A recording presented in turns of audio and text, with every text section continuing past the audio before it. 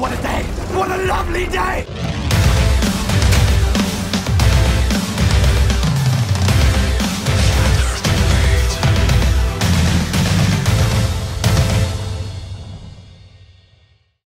Welcome to Flat Earth Debate Uncut.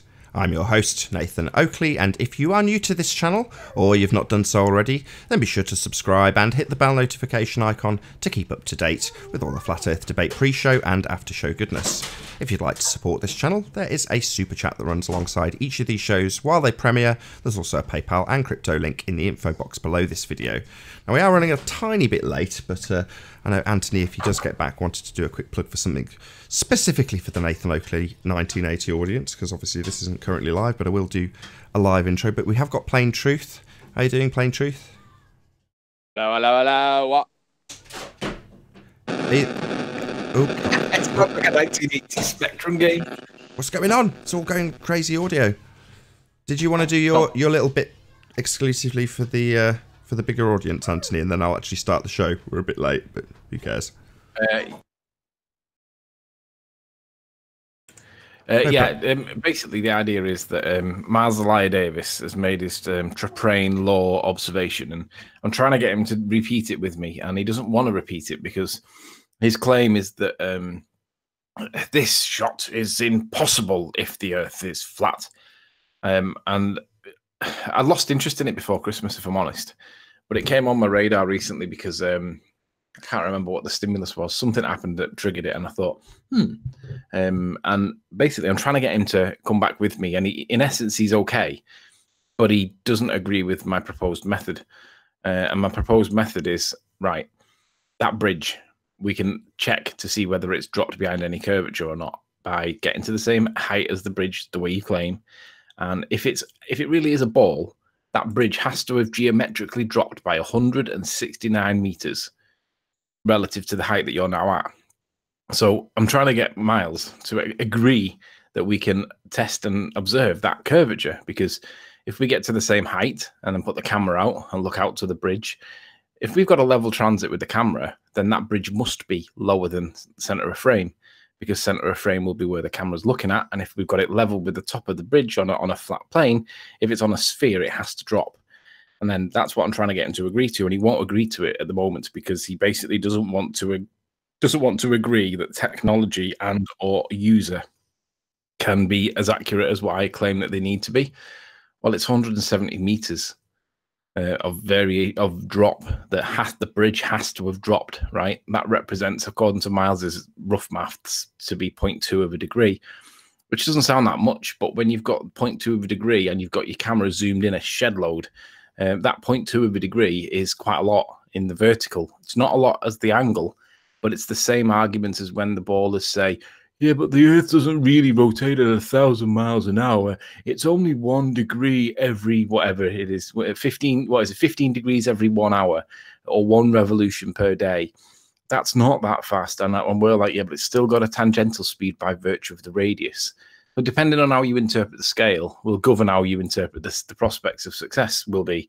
But the reality is, if that bridge is dropped by 170 meters, we'll see it when we zoom in, and it'll have to drop below center of frame, and it has to. Otherwise, it's not a ball. Well,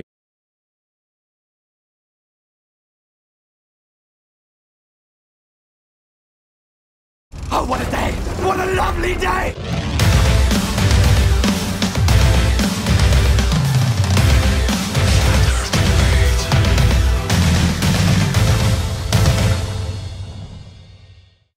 Welcome to Flat Earth Debate Live.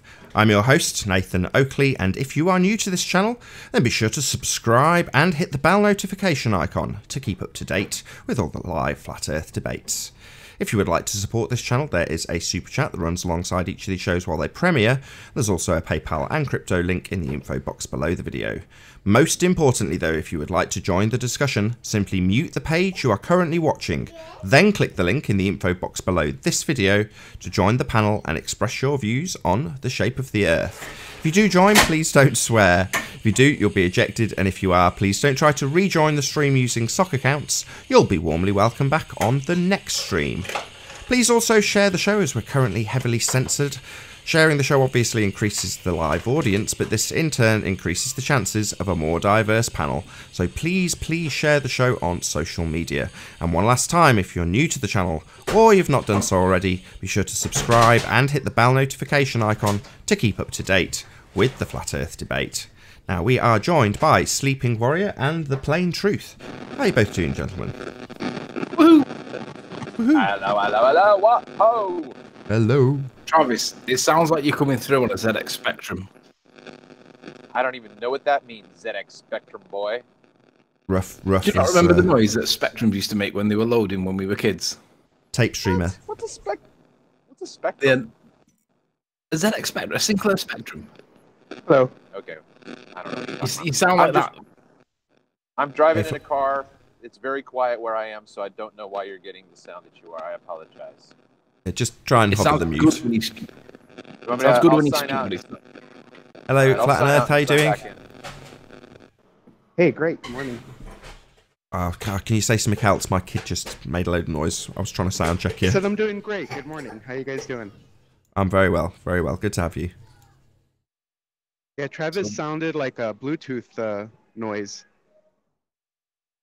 I don't know, I prefer Bluetooth. the nostalgic tones of a Commodore 64 loading the next level, to be honest. Yeah. Right, should we crack on with housekeeping, gentlemen? Any signs of curvature? Nope. Well, there's been a claim by Miles the Liar Davis. Is it worth going through that, Nath, or do you think we should? He who makes the claim bears the burden. Yeah, Lewis has got an issue with this. Lewis thinks the burden of proof is based on, can you disprove my assertion? And I'm like, Lewis, are you serious? And literally, I've had to block Lewis on Discord along with Dawn Treader because basically they think that if you can't disprove it, Hey, Owen. Hello. Right. Well, what they're trying to reverse the burden. So if you're not making a claim, you don't hold the burden simply because you're calling into question their claim. That doesn't mean you hold the burden. His phraseology to me was last night was along the lines of, unless you can falsify the hypothesis, then it's sound. And I'm like, what are you talking about? You have to prove your claim first to be able to falsify it. You can't falsify. How is that done? How do you falsify a hypothesis? Well, it'd help if you have something to falsify in the first place. Otherwise, you've just got a story, which was my angle. Yeah, I didn't go down the science route with him because he can't get off the first base. Yeah, but if you are performing science, what would be the thing to do if you have a hypothesis that requires either validation or invalidation? What would you do? Systematic experimentation where you manipulate your independent variable to prove that it is the cause of the effect that you believe you are witnessing. Right, hypothesis does not make a claim. Hypothesis is a scientific prediction, and the way you validate or invalidate it, as Anthony so rightly points out, is through systematic experimentation. So I couldn't give a damn if people were presenting a hypothesis. Oh, that's nice. Well, let's see the systematic experimentation that proved the cause of the effect. If you haven't got that, then I couldn't care less, because that is the essence of science. Certainly is. Anyway, so no signs of curvature. If Miles the Liar Davis wants to join, I'm sure he will. Any signs of axial rotation? Miles Davis won't join. No. Axial rotation, no. Any evidence that we can have a gas pressure without a container? I've been back and forth with Ruhif on this, and he simply doesn't accept it. He thinks that there's a thing called gravity, and he won't accept. He can't prove it. He thinks that mathematics is proof, and I keep trying to explain to him that it doesn't prove the thing that he believes is there. It simply calculates for something that I say is simply a story. He doesn't like it, Nathan. I don't know how to get past him. He's just thick. Yeah, Honestly, where's the edge? Where's the edge of the container then? Where's the edge? It's embarrassing. Who let this guy in? Me. That was extremely funny. I'm sorry, Arwin, you're not going to like this. But yesterday there was like a crescendo moment when I was asking everybody on the panel if any has experienced outer space. And there's kind of a dumb silence. And you go, well, yeah, but I'm not sure if it was actual reality or not. There's a small pause. And then Anthony says, kick him. Just kick him. I know. I remember. I didn't touch it. Kick him. Kick him. So, any evidence It's the that- distance that the moment sun? of consultation with the mind that makes you think to yourself, did he just say what I think he just said? He did. He said it. Right. Be courageous. Kick him.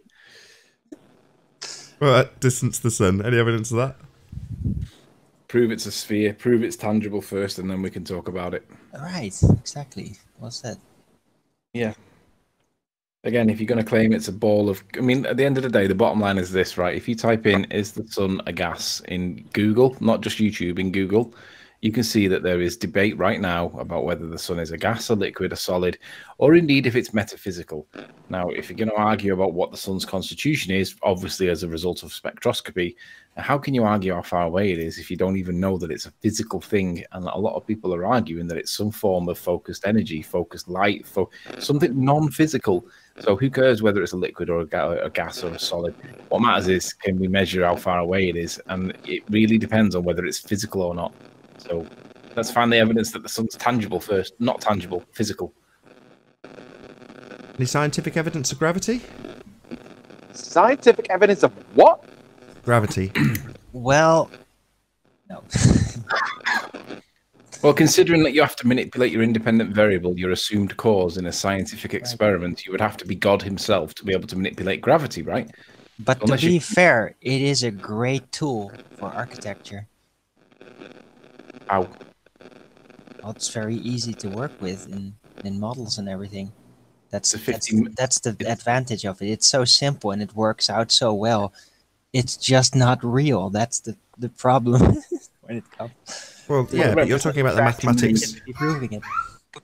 You're talking about the mathematics of relative density in air, though, aren't you, Arwin? Hmm? You're talking about the relative density argument, but specifically in air. Just the whole construct, how they use it, does work out for the purpose of what they use it for. Doesn't make it real, though. Fair enough. So I'll take that as a no. No scientific evidence of gravity. Well, molten iron core. Any evidence of a self-perpetuating molten iron core at the centre of a presupposed spherical Earth? Nathan, I watched a video on the most convoluted, nonsensical, irrational, crazy, stupid video explanation for how the molten iron core like perpetuates its own energy from a teacher. Right? I'm not entirely. I'll have to look at where the thing is from. I really think that we should. I don't know whether you'll get away with this in terms of playing it in the background, but we don't even need the sound. Just watch what he draws on the board. Would that be enough for a copyright strike? Yeah, unfortunately, visuals do come under it these days. Because it's just utter this guy's explanation is just ridiculous. And he's a teacher. Oh, that reminds me. Have you all seen my video from yesterday about quarks? If you haven't, check it out on my channel.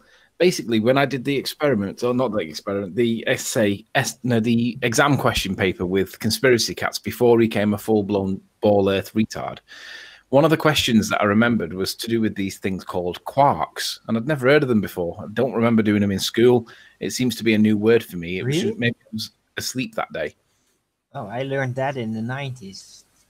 Well, I don't remember it, so it's either escaped my mind or it was never there in the first place. It's supposed to be the smallest particle, and after Mandela that it becomes strings in the deep. That's where quantum mechanics sets in. That's how it's supposed to be. Well, whatever it is, I remembered the name quarks because I thought it was quite an unusual word. And then Ali B sent me a clip, and he said, "Check this out for education drama or education like mistakes or whatever." And basically, he gave me this clip, and I was listening to it. And this theoretical physicist by the name of whatever his name was, from Cambridge University, a PhD professor, right? He's telling us about how quarks were taught to us because it's a beautiful picture that children could understand, and it leads them on into the greater building blocks later on down the line. And he said, but there's a problem with it, and the problem is that it's all a lie. And then I was like, really? So bearing in mind, I'm thinking about what happened with conspiracy cats, and one of the questions on the paper that I sat to do with quarks, I wanted to hear in what context was this actually a lie. And it turns out that these quarks don't even exist. They're theoretical particles. They're not actual particles. They're a bit like photons. I know John says that photons are like matter, they're particles, but the virtual particles, right? So whatever that means, that these quarks don't physically exist. The manifestations of some kind of like pseudoscience is probably the best word, called theoretic physics. And this guy said that they don't even exist. And he said the best way to describe the building blocks of nature is not these quarks and neutrons and positrons and all this. It's literally a fluid-like substance that floats through the whole universe. And it was the most fantasial, Disney-esque description of the building blocks of life that it sounds more like he's describing creation than he is describing anything else. But this is supposed to be, he's a professor at Cambridge. But when I go back to the paper that I did with conspiracy cats, and I got 3 marks for the question that was to do with quarks and how the decomposition of a beta radiation particle or whatever, you got 3 marks for basically saying that a neutron became a positron or something like that, and an up quark became a down quark and something else. But the answer is that actually none of this stuff actually exists. It's all a lie, because we actually have the building blocks of nature to be this floating fluid-like substance that's in our universe. So the reality is, if you put it's all a lie because it's a fluid-like substance according to a PhD at Cambridge University, you get 0 marks for that. But my query was, why did it even exist in the first place? But if you cross-reference that with regards to the idea that we might live on a sphere or might not live on a sphere, you can see the parallels, which might be a convenient lie that we get taught when we're children to hide the inconvenient truth, that it might actually not be a sphere at all. But I was drawing direct parallels and criticizing the education process at the same time. And you want to see the backlash underneath in the comments. Oh my God, I'm getting loads of heat on it. It's ridiculous. If you haven't seen it, go and check it out. It's my most recent upload. It's foul. What's give it with its full title so that people can actually search for it by title? I can't remember off the top of my head. Let me see if I can get to it quick. The full title of said video is called "Do Teachers Actually Teach Lies in School?" Great video. It's really good. So it's 12 minutes long, and most of it is listening to the context of this bloke talking. And I deliberately left it playing long because I didn't want people to accuse me of cherry picking, but they still accuse me of cherry picking. But you can hear what he says yourself, and it's just nonsense. But hold on, is it all presuppositional reasoning, or is it absolutely blatantly proven lies? No, it's theoretical physics that disclaims or that determines that quarks are lies, and that they're not actually what are the building blocks of nature are at all. Right. So there's another presuppositional approach. It's just a contradictory interpretation from a theoretical physicist from Cambridge University that in itself doesn't really disprove it. But what I'm saying is it just obfuscates this point that it's just nonsense. You get taught all the way through your life that these things called quarks exist, and then you find out at like a degree level, like I think this might actually be master's level, that these things don't actually exist. It's all a lie. Hey, Chris. How would you know? Hold on a second, Owen. It's not a train of thought. Hey, Nathan. Hey. Sorry, Owen. Hey. Well, you wouldn't know. I'm not saying that he's right. All I'm saying is that he's adding a completely opposing argument in the name of theoretical physics to a theoretical physics position that may or may not exist in the first place. But ultimately, it confuses the hell out of you because everything you've learned up to the point where he tells you has been a lie. And like, well, what else has been a lie? A lie or a mistake that was fallen on, basically. Is the other approach, it may be more sensible, but is that proven? Or does it just seem more sensible? Was this question off the back of Molten Iron Core?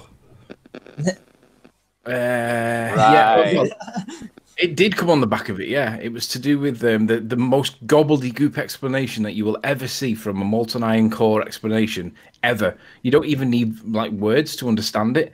It's 8 minutes long. I don't know how best to do this. I might just stick it on my channel and then link it because if I do some commentary, and honest to God, it's just nonsense. In fact, what I'm going to do at the end of this show, I will go live just for the purposes of showing it. And if I get a copyright strike, they just monetize it, and I don't mind because I'm not a monetized channel.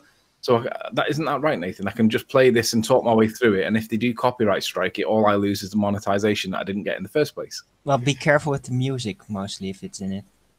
No, it's anyway, not music, let's just so tune into Sleeping Warrior channel after this is finished. Hopefully, you won't get any issues with copyright. But either way, Any evidence of the elusive R value, talking of presuppositions and nonsense? R. Oh, and it No. turns out his name is Professor John Arnew. It's almost like Arnew? Alvin, yeah. Professor, though. He's a professor. It's fantastic. If you think we've got a molten iron core, right, and this professor is any authority, not saying he's not, he is a professor, but what I am saying is if this is the nonsense that we get told, how can you realistically accept this to be the position? It's just utter garbage. Look, a professor is just implying that he teaches. That's it. Doesn't mean that he's a god or something. I agree, but again, it's just pointing out the point, making the point that there seems to be an awful lot of disinfo, miseducation out there to the point where it's totally confusing. And how can we learn anything if it's so ridiculously convoluted? And that's what this example is. So check it out. Once we finish on this, I'll go live and I'll show it. And if they monetize it, they monetize it. It doesn't matter to me. But you got everybody that's in the flat Earth debate. Either side needs to see how this stuff's explained because it's terrible. From a professor. So yeah, just to round out then, is there any evidence of the R value? I thought we were on molten iron core. No. Well, we may discover it one day in our jungle travels. We'll find the original proof of R that they found traveling around the world. Let's give a shout out to all the heliocentric victims that are all jumping on the Nathan bandwagon, who thinks that for some reason Nathan threatened to sodomize Tim Osman, but they miss off the bit where he says with R. Now let's be honest, guys. You can't sodomize somebody with R if R doesn't exist, because that would be a reification. Yeah, but if you presuppose that it does exist, it can be quite painful. You know. No, you're all wrong. I did sodomize Tim with R. Nathan, R doesn't exist, so you're applying a reification fallacy and making a claim. I'm going to call nonsense on that one, Nathan. I'm sorry. I don't care. Tim got sodomized with R. Oh, go for me for Tim. Well, that concludes the housekeeping. Superb, gentlemen. Thank you very much for taking part. I'm interested in what Jose's saying in the chat. He apparently is owed money by Soundly. I wonder if we get any details on that. Apparently he's been informed that Soundly owes him money. I'd like to know what that is about, if you don't mind. Who's Jose? Jose Soundly Slayer, JG Gonzalez. He's in the chat right now. You know who You know who... I'd like to say you know who Soundly is. You know who Jose is. I know. I was just teasing. You can have a refracted chat out, actually. I just realized, Nathan, you curtailed your molten iron core question. I was waiting for it, and then you didn't say it. So then when you didn't say it, I didn't even recognize it. Went off into the quarks thing. Sorry, my kid was banging around. I couldn't hear what you said, Travis. Can you repeat that? I said that I was waiting for your typical molten iron core question, but you curtailed it. You cut it short and just asked for a molten iron core. You didn't do your at the center of a presupposed spherical. I was disappointed. No, I did. I did actually. You rewind it and you'll find I did. Okay.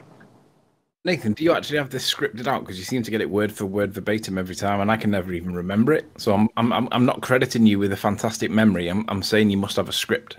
Not at all. So, for instance, the proof of nothing, because it proves nothing. Perspective hijacking, because it hijacks perspective.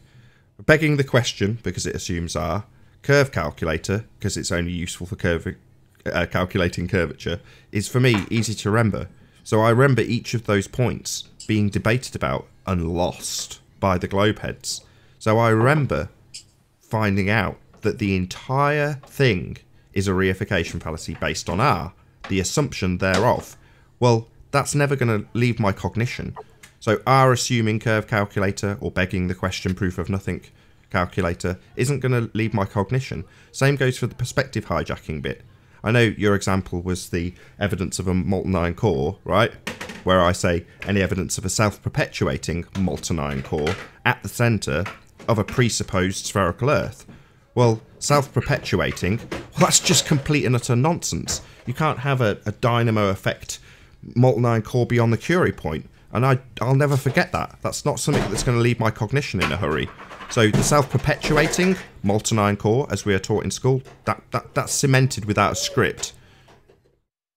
at the center of a presupposed spherical Earth. It can only be presupposed. You can't prove a sphere unless you presuppose a sphere. So again, none of this stuff can leave my cognition as opposed to being scripted, and you know, I couldn't debate about it on the fly if it was all scripted. Nathan, is it okay if I screen share? As long as it's not pornography. Why do you even have to make that a prerequisite? Surely, well, you know. There was that one time. Yeah, of course you can. Hang on a sec. Let me just get the window that I need. I just want to share the window. I don't want to share everything. So just so that because my screen's pretty big. Hold on, that sounds suspicious. What do you mean everything? What are you going to show us? My whole desktop. Oh, okay. Okay. Here we go. So share this. Right. You're seeing just the inbox, right? Quick question. Yeah. What's the quick question? It says at the top, quick question. Hey, Jose. It's me. Don't kick me, it's me. No one's going to kick you, Jose. Good to have you. Thanks for joining. Thank you. It starts with quick question. Yeah, so Ruhif sent me a question this morning. He'll be in bed now. And he basically says, when you say you can't have a gas pressure next to a vacuum without a membrane, why do you say it? Does it just come down to the definition you saw on the internet? And then he's talking about quarks. Ignore that. So how would you respond to that, Nath? Why do we say you can't have a gas pressure next to a vacuum without a membrane? It's a second law of thermodynamics violation. Yeah, entropy is a bitch if you believe we live in a ball. There's a problem. You've got all this gas that's under pressure that needs to go somewhere because of pressure, and you've got a vacuum that's a differential that's basically a massive. It's like a lightning conductor, right? It's like attracting the force of the pressure, like a lightning conductor attracts the force of the lightning. No, it isn't. Like no, it's not. No, wrong. Do you have to do this? I've got to do this. If you say this stuff, people will just take the clip and say Anthony doesn't understand pressure. By virtue of what you've just said, you would assert, am I correct? I'm not asserting this. Would you assert that a vacuum sucks?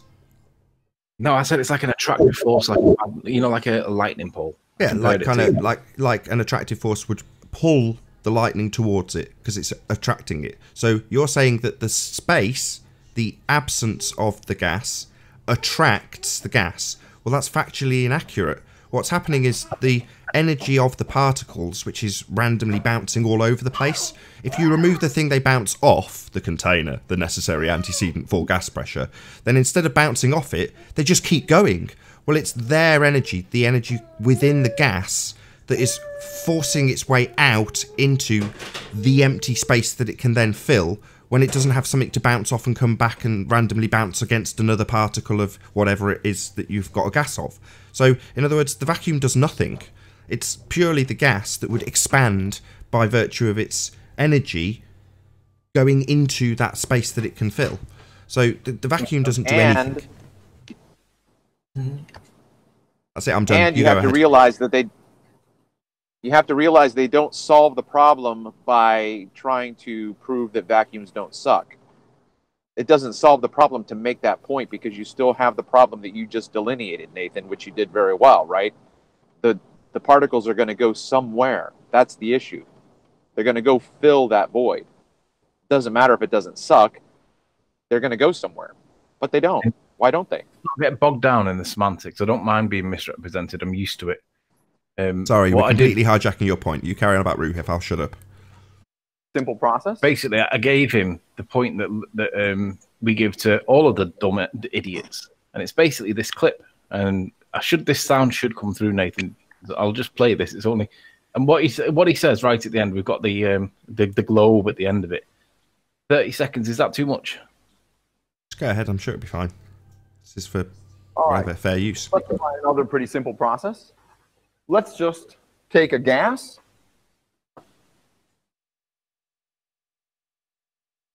In some volume, V, and over here is going to be vacuum of equal volume. So we're going to have the gas pressure of Earth, and we're going to have the vacuum of space. And you see that little line, that divide, that I'm going to call that a membrane for the purposes of this demonstration, right? So watch what he does. Watch what he says, or listen to what he says.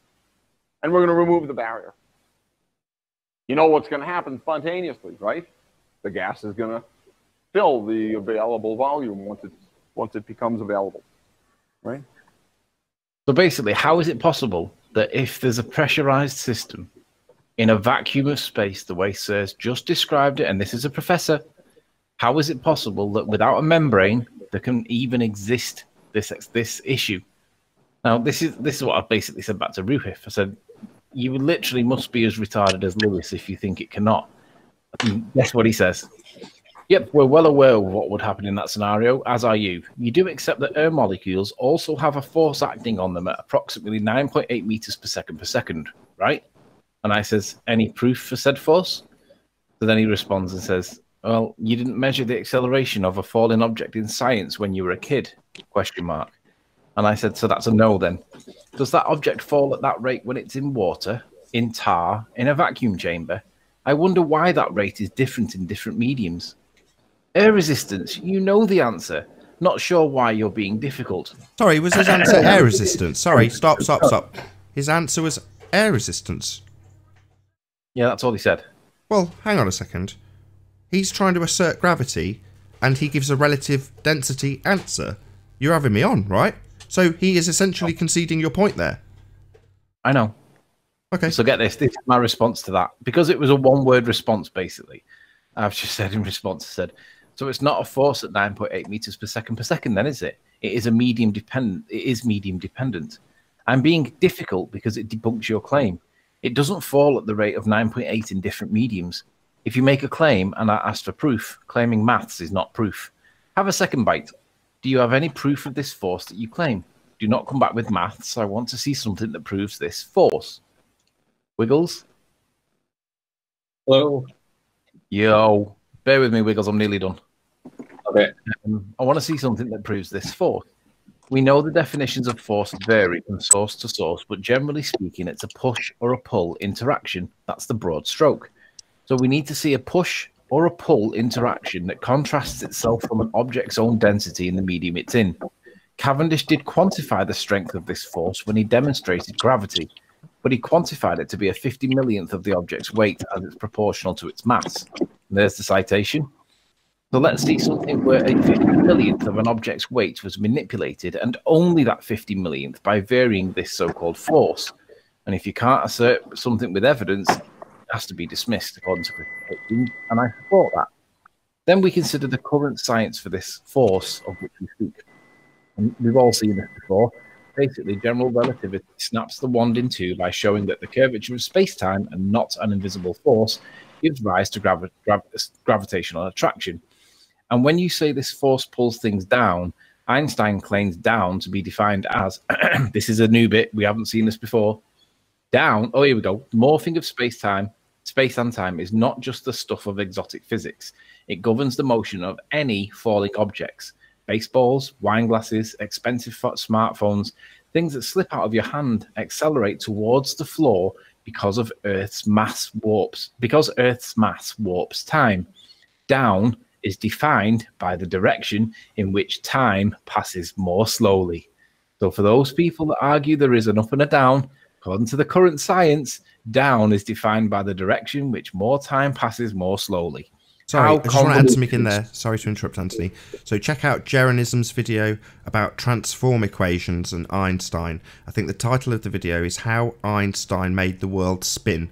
And he goes through in great detail the transformative equations required to turn a non-inertial frame into an inertial frame, when it's a massive problem for Einstein that you have things like the Michelson and Morley experiment proving that we are not spinning by getting a null result where they expected to get a positive result, i.e. that the Earth is actually moving when it's not.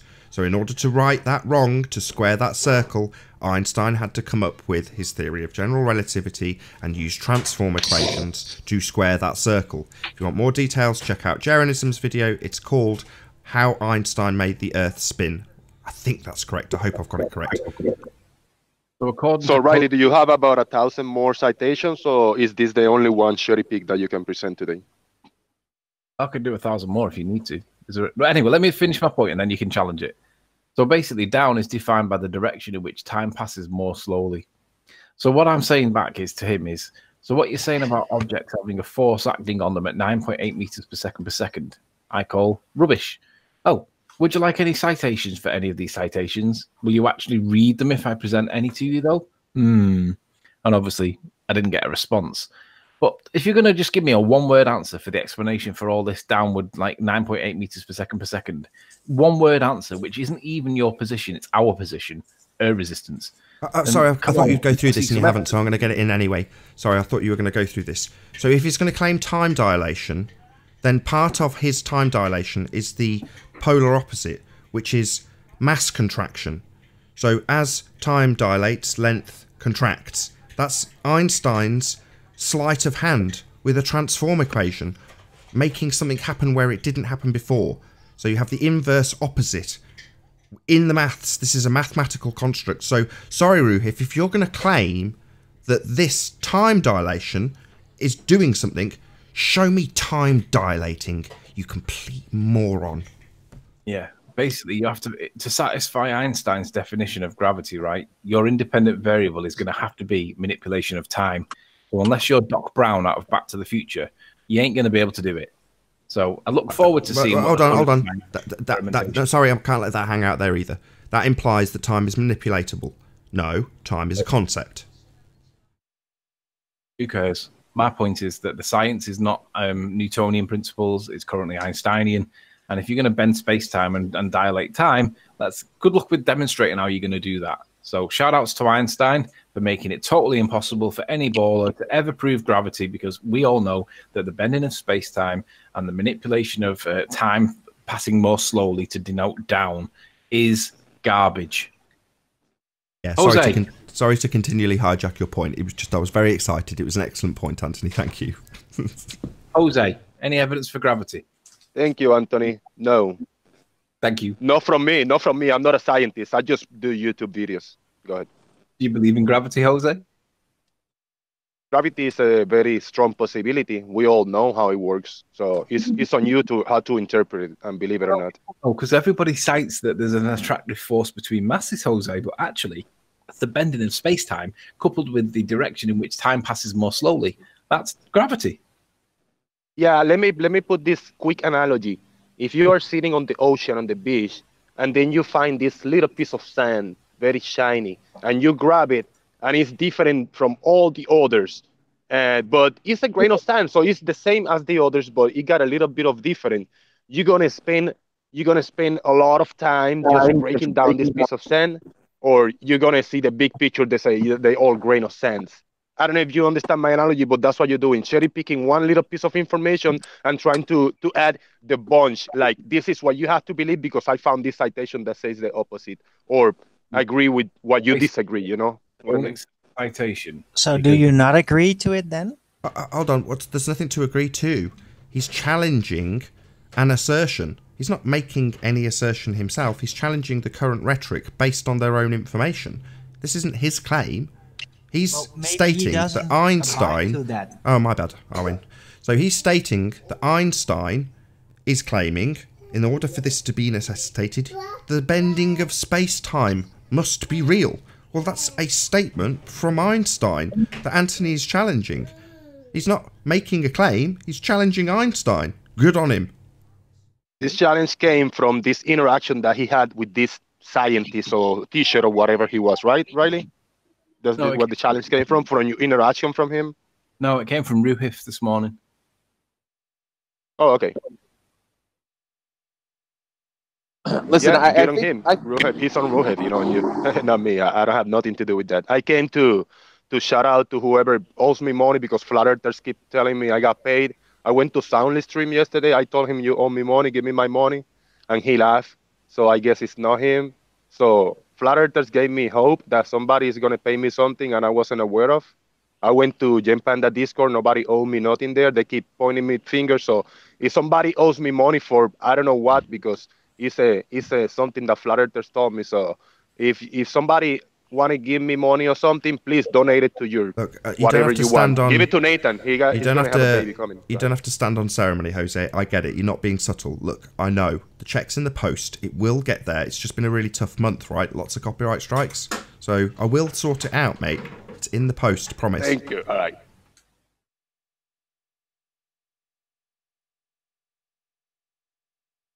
about that obstruction in the distance that you guys call not curvature, and I do call it curvature. It's Sorry, impossible on a flat Earth. that's not what happens. Yeah, so that's not what happens. That's not what happens.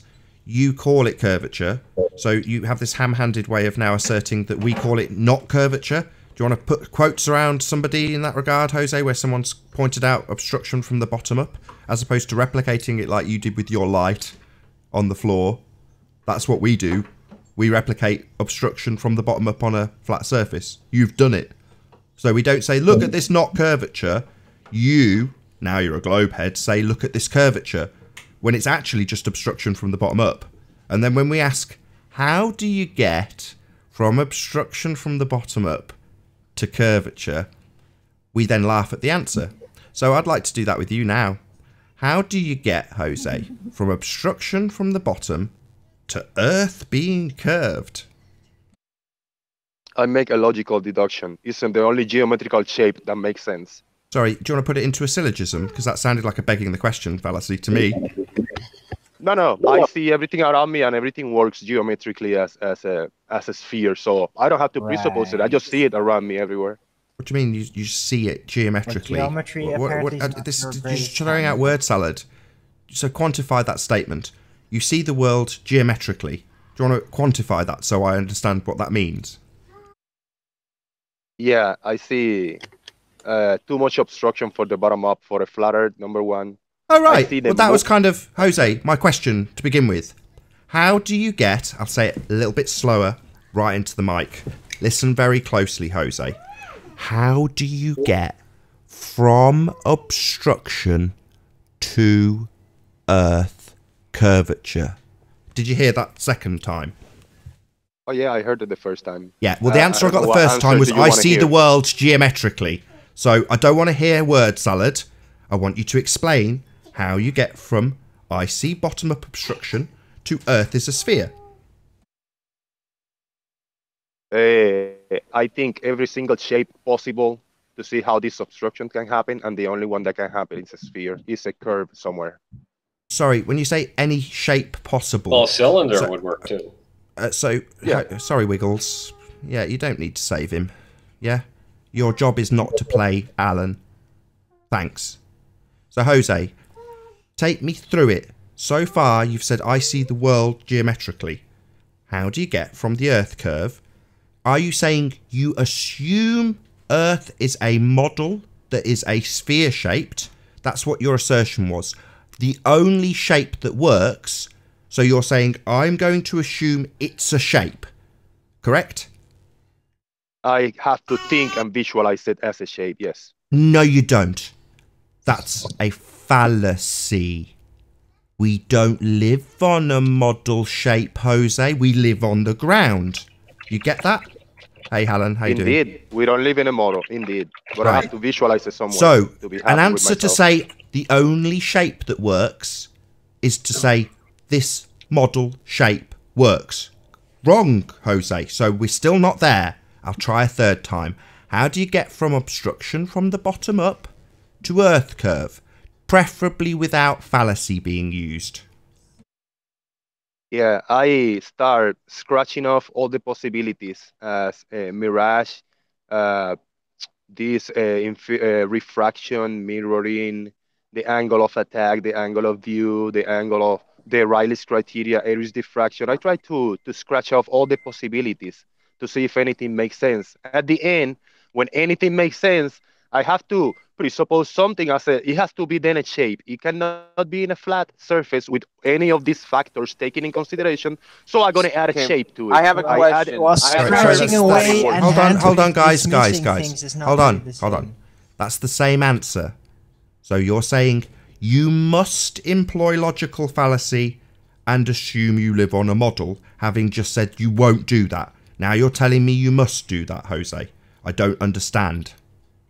If you want to interpret what I say that way, you're entitled to your opinion. Thank you. You said I scratch off all the options. The only option I'm left with is a model sphere.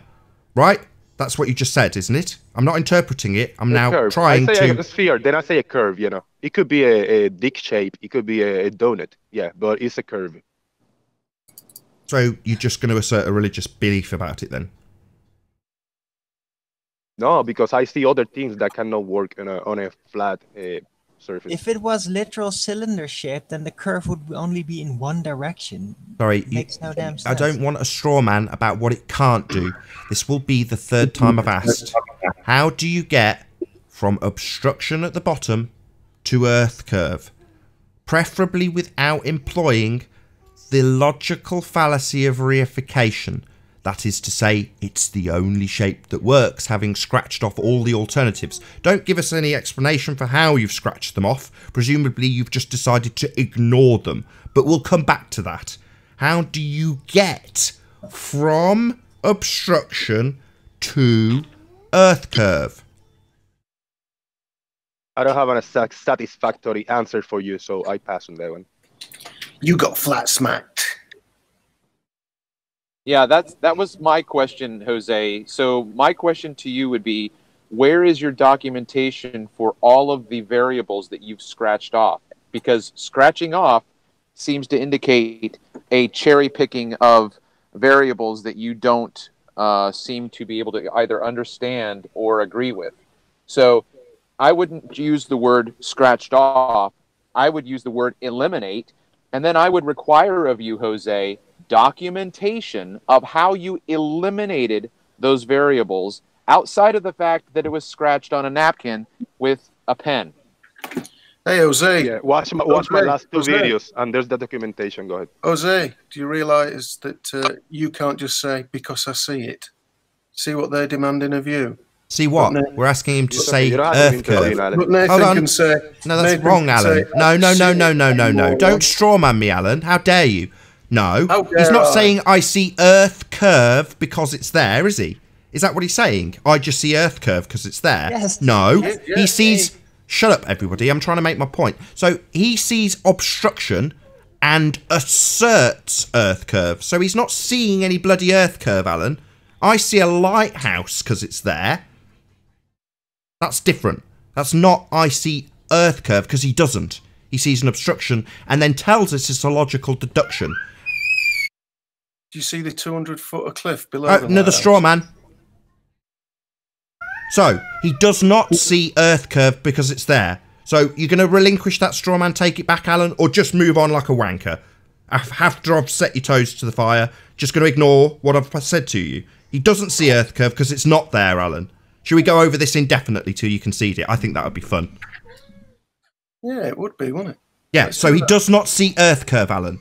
Do you understand that? I say I see something because it is there. Like a lighthouse, for example. Now you take me to where he sees earth curve, because that's the point we're going through, Alan. The fact that he doesn't. He asserts earth curve because he's got a reification fallacy disorder and can't help himself, but saying it's the only bloody model that works. In other words, he simultaneously ignores every single aspect that we detail and decides to reify a model. Well, that's just logical fallacy. That's not seeing earth curve, Alan. Are you an idiot? Jose, get any of... Not Jose. You will concede that he does not see earth curve because it's there. There isn't any there. And if you don't and talk over me, I'll kick you out.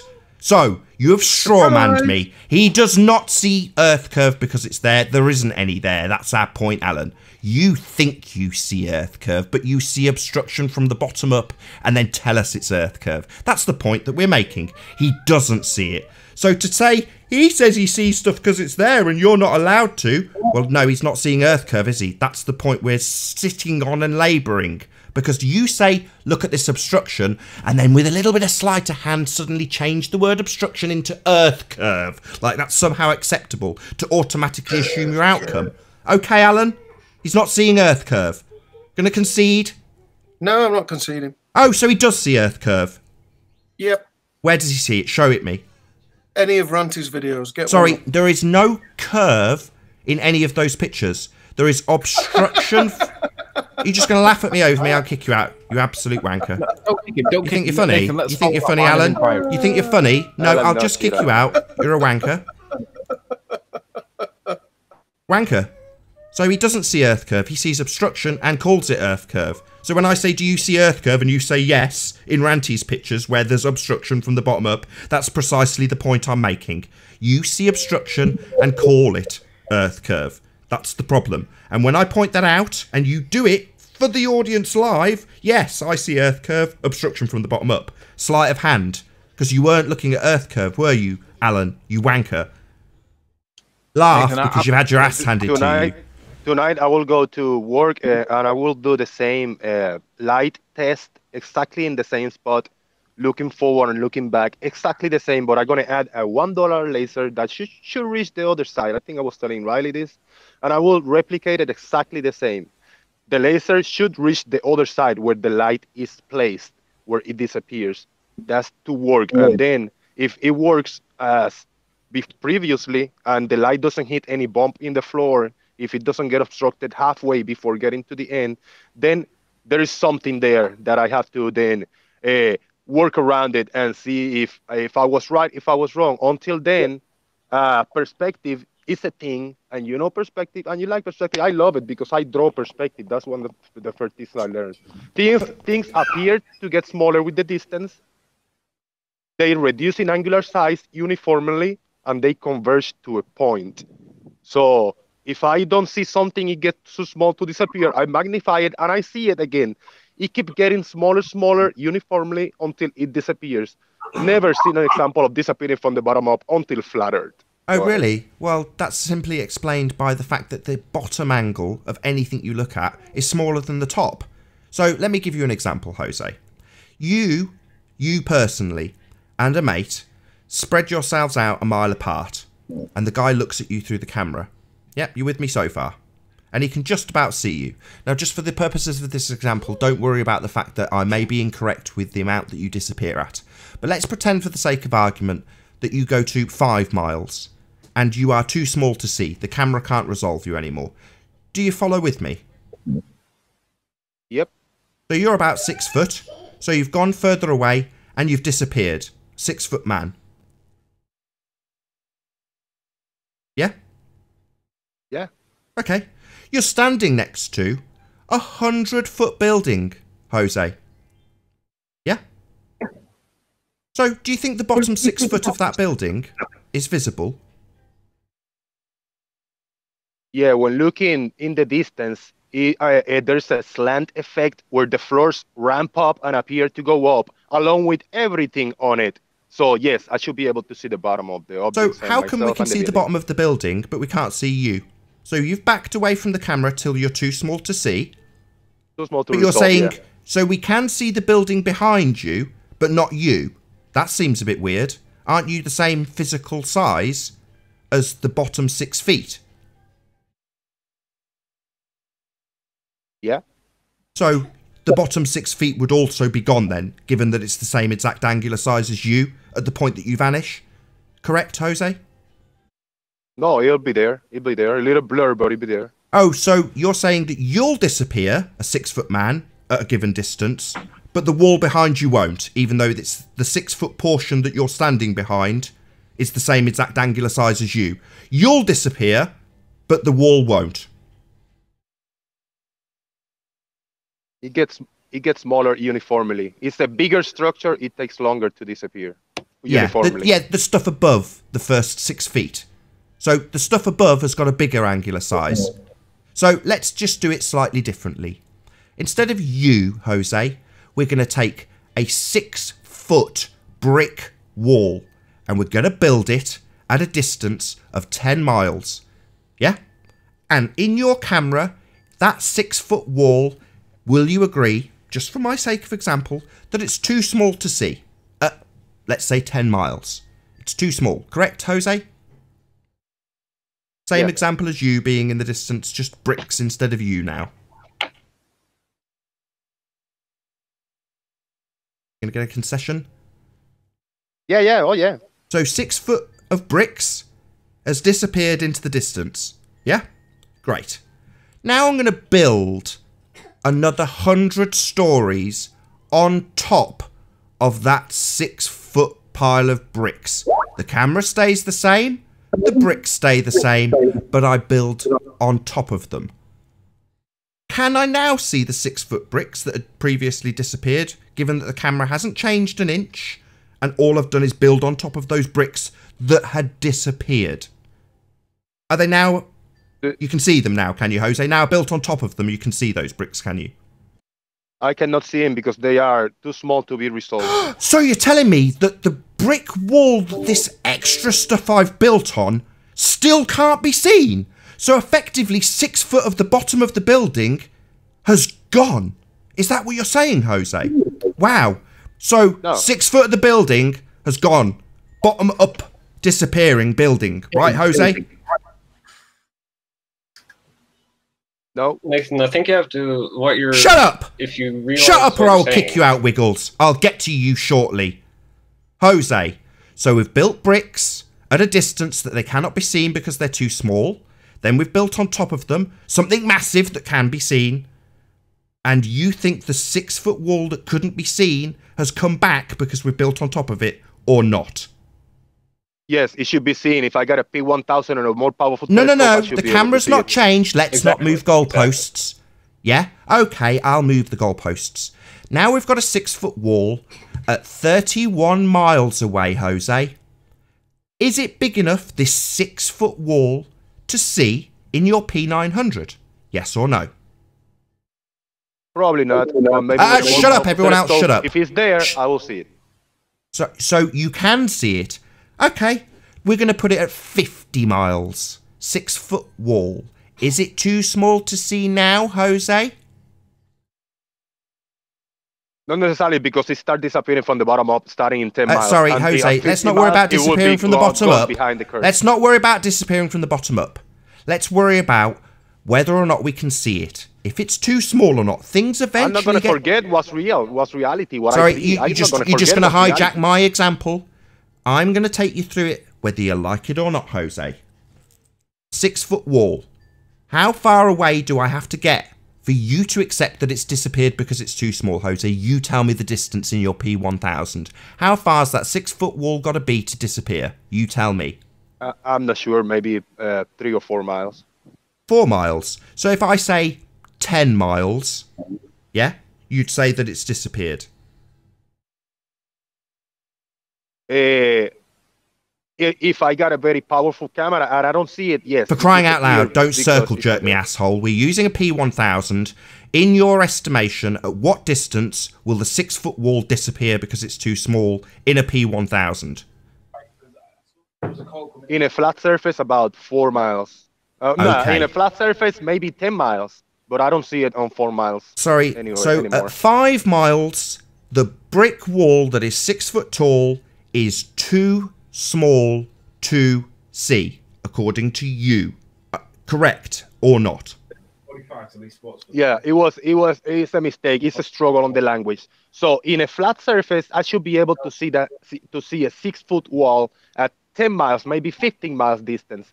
But I stopped seeing it at 5 miles. So something is happening. Sorry, Jose.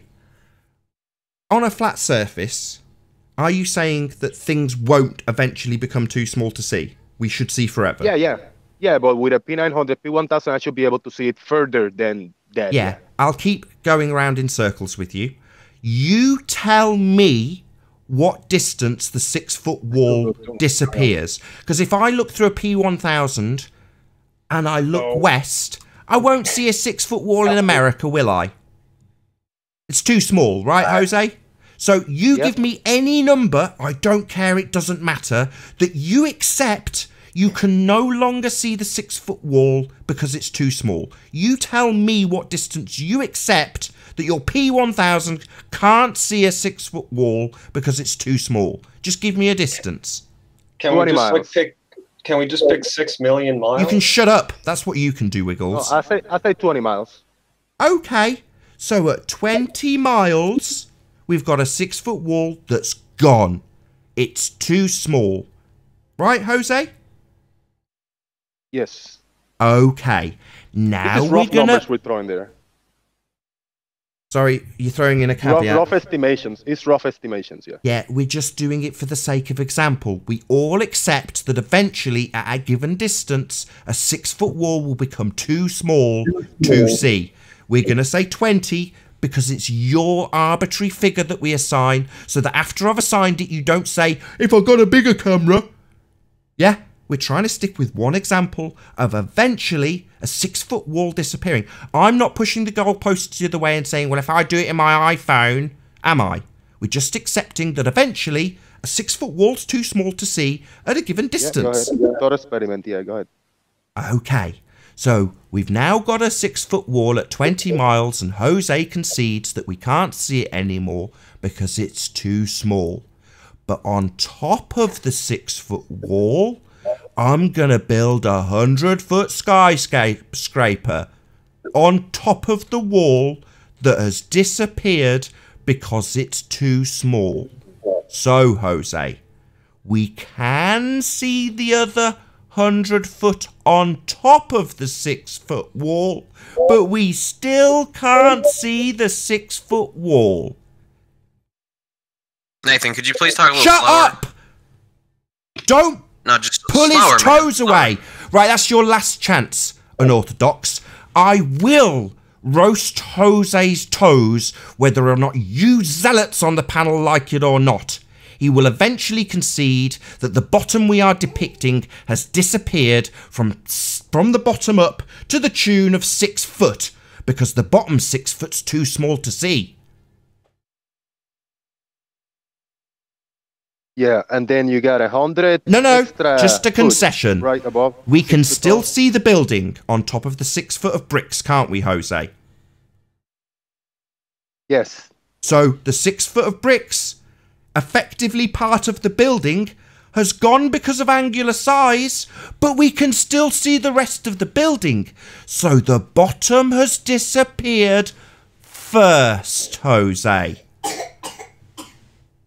Yeah, then I'm gonna need 600 more miles to make the whole building disappear. That never happened. Never been documented.